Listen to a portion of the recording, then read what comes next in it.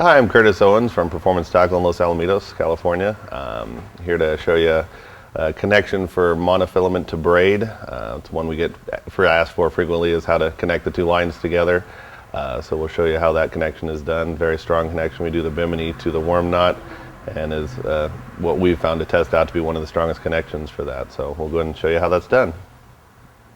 All right, we're going to start our connection. We've got our braided line here we're going to use, and then our monofilament line that we're going to connect to it.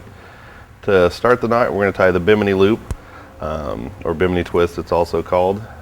The way you're going to start the knot is you're going to make approximately about a 2-foot loop in your braided line, grab it about midway, and then you're going to do approximately 12 to 15 turns. It's not an exact, like I said, 12 to 15 usually is plenty. So once you do your 12 to 15 turns, then this is when you require the assistance of a friend on the boat or wherever you're tying it to put your loop over to hold it. So you can use the handle of a pair of pliers, works very well. You're going to take and hook your loop over the pliers. In your left hand, you're going to grab the main line, pull it tight, and then with your right hand, which is the tag end, you're going to keep it out at a 90 degrees from your main line. You're going to take and put your index finger in your loop here, and as you notice, as I push down, it winds the braid back over itself up the knot. So what we've done here is actually wound over the original twist that we did, so it's kind of a double twist over the line there. And you're going to take and pinch and hold your knot there so it doesn't unravel. Then we do a single half hitch over one leg, which is just simply going around the loop, around the leg once, and then pulling it down tight. We're going to do that same knot on our other leg one time.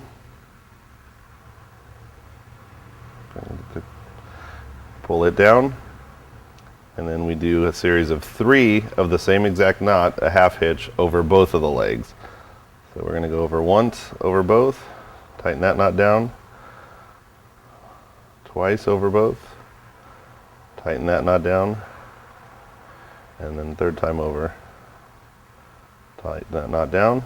Then to finish it off, we use what's a 3-turn uni, which is very similar to the half hitch. You're just going around both legs, but you go around 3 times prior to tightening down the knot. So you're going to have 3 loops around the 2.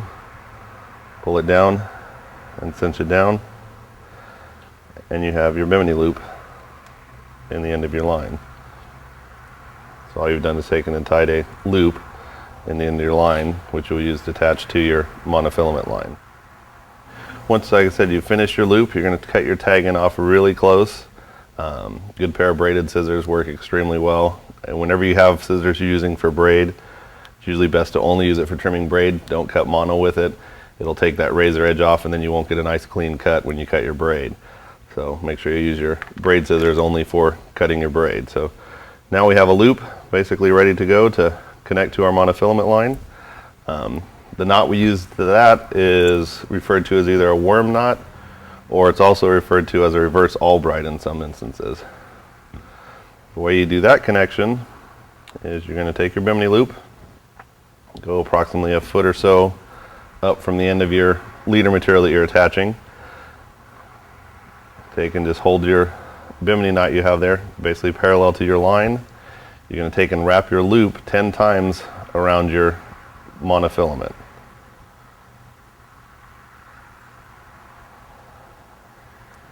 Once you've wrapped it 10 times, then you're going to take your tag in, put it through the loop that you have here. It doesn't matter which direction you go through the loop, just as long as you pass through the loop.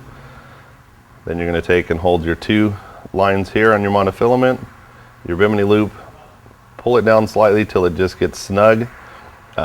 Once you get to that point, what you want to do is take and wet the knot. Obviously saliva works the best for that. We're not going to do that in this application for just instructional purposes, but normally you want to wet that very well. Once you wet it, take and get a few good wraps on your braid here. Very important that you grab the knot behind your loop so your legs here stay equal on your knot. So what you're going to do is grab firmly, pull till it pretty much stops cinching down till you can't pull anymore. Once you've gotten to that point, you're going to drop the tag end, grab just your main line, then slowly pull just your main line.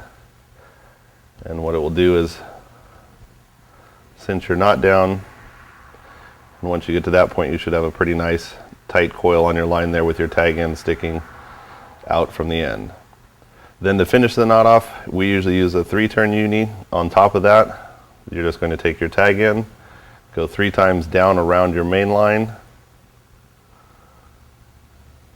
And once you've got those wrapped, you're just going to take and pull it down, cinch that knot down, and you basically have your connection. And once you've tightened it down, you're going to take your pliers and trim off your tag in as close as you can to the knot. And then you have your braided line to monofilament connection. For insurance purposes, we actually usually put like a super glue. We use Zap-A-Gap. We actually glue both the monofilament knot and the braid knot, saturate it very well with that, and then wipe the excess off. Just gives you, as I said, an insurance to hold the knot and hopefully prevent it from slipping, so that way your tag-ins don't come loose and the knot holds. As I said, we've tested this knot, and as far as connections for braid to monofilament, this is about the strongest connection we've come up with so far.